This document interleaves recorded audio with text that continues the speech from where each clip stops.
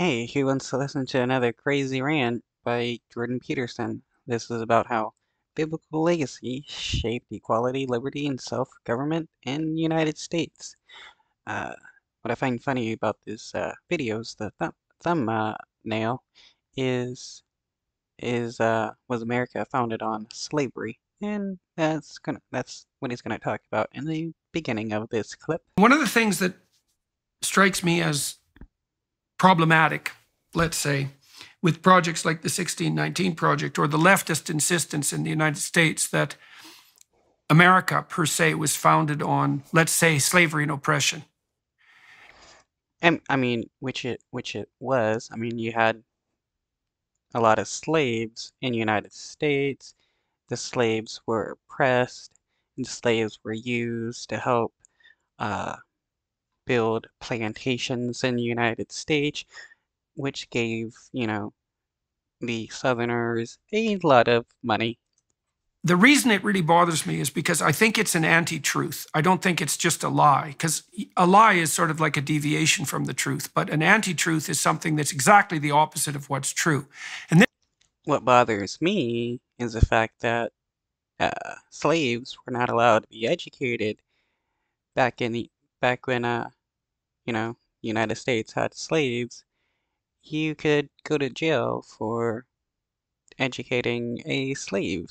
this is how I look at it. So the first question might be, well, is slavery a universal human proclivity or not? And the answer to that, as far as I can tell, and I've done some research into the topic, is yes. It's the default mode of operation for human cultures has been slavery. And Okay, what research proves this that you've done that says slavery or enslaving other people is like the default mode of humanity?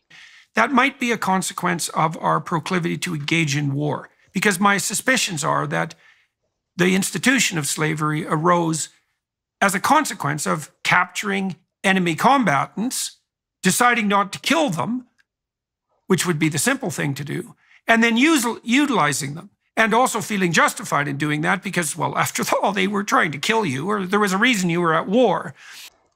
Okay, but people in America was not at war with the slaves that they bought. They were buying people, not capturing them in war times.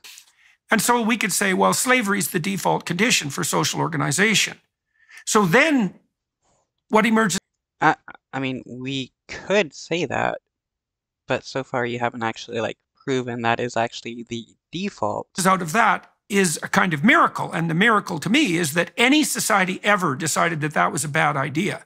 And as far as I can tell, the society that decided that most particularly and explicitly was Great Britain. And that was particularly Wilberforce. And he was an evangelical Christian. And the reason that he opposed slavery, 100% the reason that he opposed slavery, was because he was steeped in the biblical tradition. Okay, but there is a lot of people steeped in the biblical tradition that supported slavery. That's how it started in the United States. It was based upon slavery. And so, and then not slavery, it was based upon the Bible. The Brits fought slavery on the high seas for 175 years and basically eradicated it as at least a morally acceptable enterprise. And though the first nation in the West to abolish slavery were the Haitian people who fought the French for their freedom and made it illegal. They made it illegal before the United States and the UK.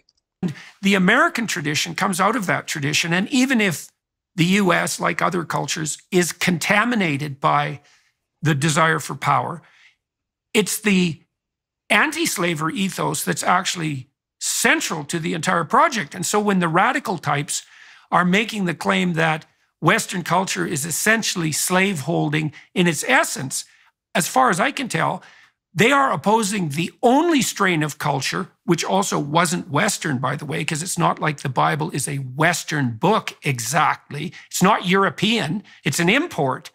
And so they're opposing the only strain of thought that's ever existed that made both a powerful implicit and explicit anti-slavery case. What? No. Even in the Bible itself, it supports slavery. That is why people in the United States supported slavery. You got passages in the Bible that is about enslaving people, how long you can enslave them, who you can enslave, um, which what people that can become property. Um, Even like the curse of Ham is a justification for slavery because Noah turned one of his sons into a black person that was to be enslaved to his brothers. And that's why white European Christians said that black people were slaves or should be slaves because they were cursed by the curse of Ham. And so that seems to be entirely counterproductive if they actually care about slavery.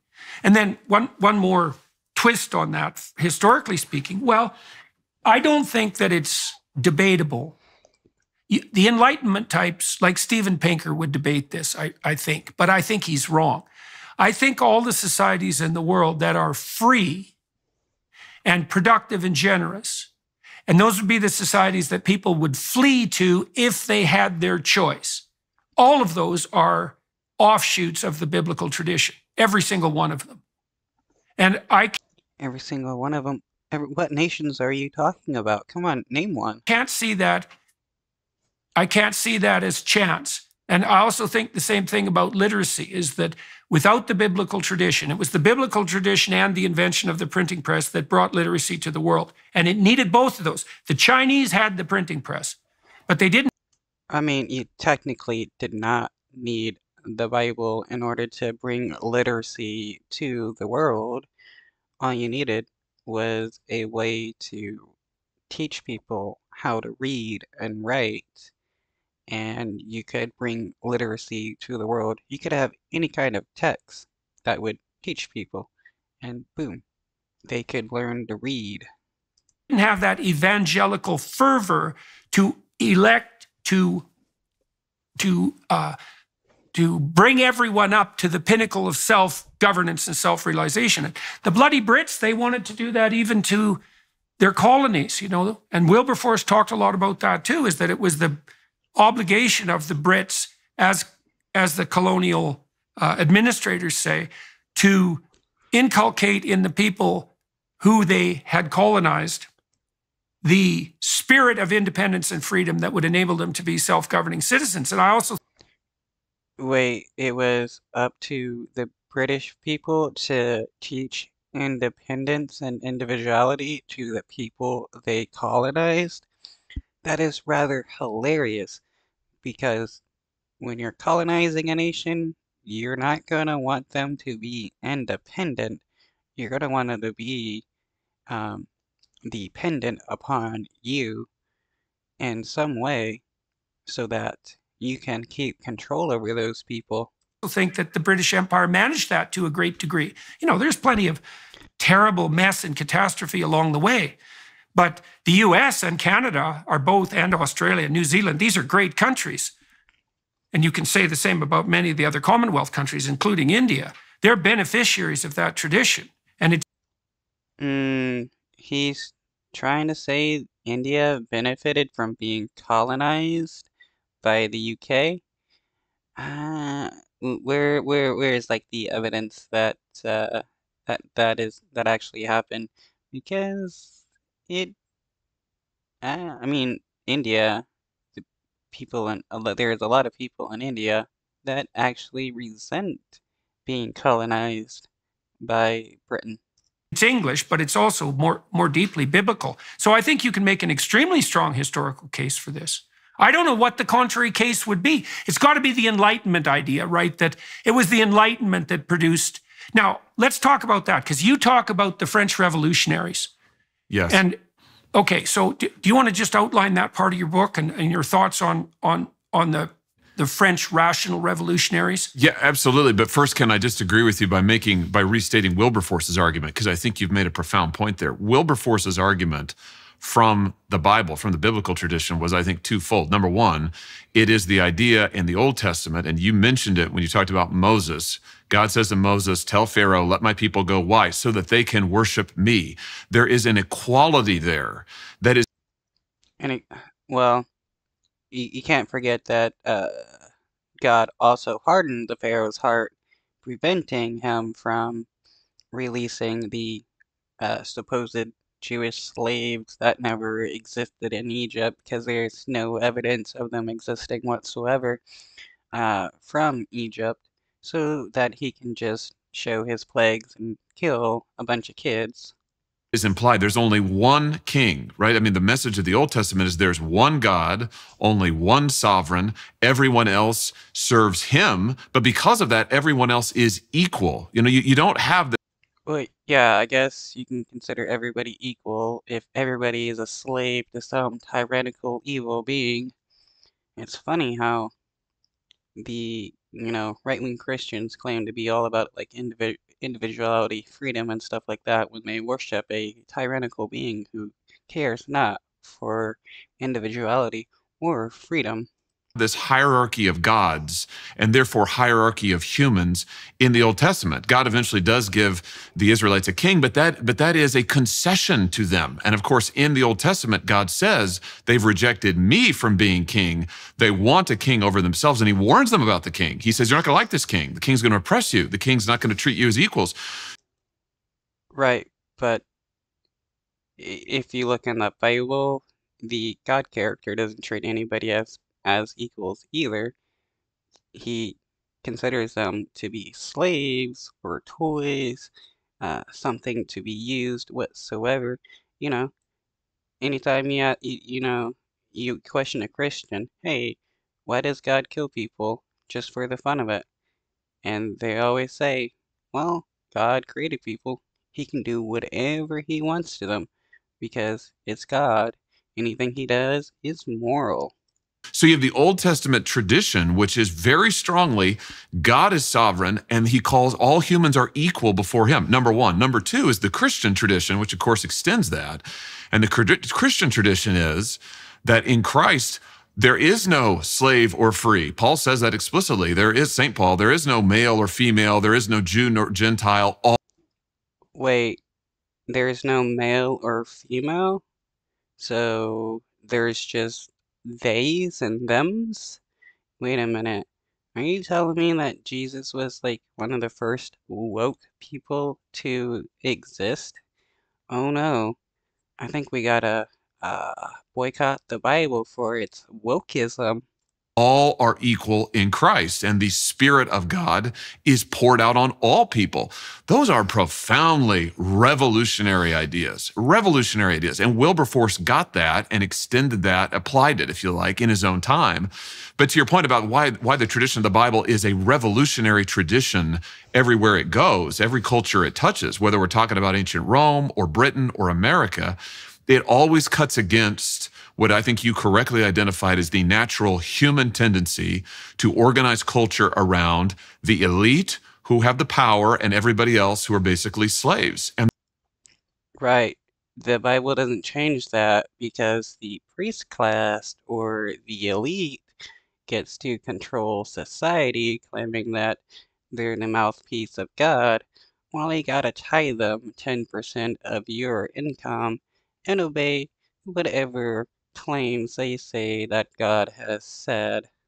the biblical tradition cuts against that everywhere it's applied. So there's something very powerful and profound about that. Now, the French Revolution, here's what I'd say That's about the that. Tower It is of Babel. That's the Tower of Babel proclivity, Yes. by the way. Right? Correct. That's the erection of Babylon as a profane alternative to proper sovereignty. And the proper sovereignty. So part of what the Bible is attempting. I find it funny how, like, just like a few years ago, Jordan Peterson claimed that he wasn't religious, he wasn't a Christian, and some people still claim that about him, his stands, but he's made like hundreds of videos about Christianity and how you have to be a Christian and stuff like that. So yeah, he's definitely a hardcore right-wing Christian. To do is actually to define what constitutes the proper sovereign. And it isn't the king. It's not the not the earthly ruler. It's something transcendent and eternal. And that would be the principle of sovereignty itself. It's something like that, whatever that happens to be. And you're trying to outline that in your book. Yes. Can I just ask you actually on this point, because this is an interesting point with ancient mythology and the contrast with the Bible. You know, I find it funny how Jordan Peterson is supposed to be all about like truth and stuff like that, yet he believes in a fictional being he has never been able to prove that exists. So he does not always go by like truth, nor does he truly care, because if he did, he wouldn't believe in something that couldn't be proven to exist. And this is your area much more than mine, but in the Bible, we don't have a hierarchy of gods. We have one God. We don't have a myth in which, you know, the gods order themselves. You've got one God who's in charge. All the other gods or servants are slaves to him, and then that replicates itself. Well, that technically that depends on what era and Christian history you look at. Early Christians, there were various groups that believed in various numbers of divinity. Some groups believed up to 30 different divinities, others believed in 3. It only eventually came down to a few groups that believed in, you know, the Trinity that came out atop of all the other belief systems. But this idea that there's always only been the idea or the belief of one Christian divinity is false, and it shows the how little they actually know about their own religious history. In the human realm, right? You see in the other mythologies, you have the hierarchy of the gods, and then that hierarchy replicates itself among the humans, right? And so it's natural, in a sense, to think of, oh, well, if there's a hierarchy of gods and there's one lead god or several, and then there are slave gods, if you like, the same thing. Slave gods.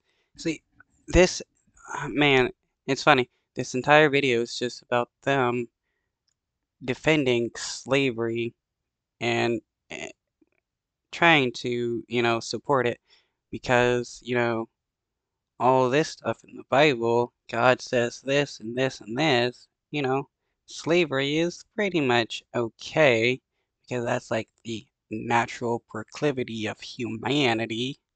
And, you know, if God if God has, you know, slave gods, then, you know, how can slavery be bad if God has slaves? Would be true on human cultures. The Bible, different picture altogether. No, there's one God. The humans are not his slaves. He never treats them as slaves. He treats them as partners who are called in to cooperate with him, and in some sense, called into his divine life with them. Very different picture. And I just wonder, back to the idea of why. I mean, again, if God actually considered people to be equal, why are we punished for knowing good and evil? Why are people punished for having free will? Why are people punished for anything if we're equal to God? Why is the biblical tradition, why does it tend to produce equality, self-government, liberty? These other traditions don't. Maybe that's part of it. Maybe it's this fundamental difference in how they picture the universe.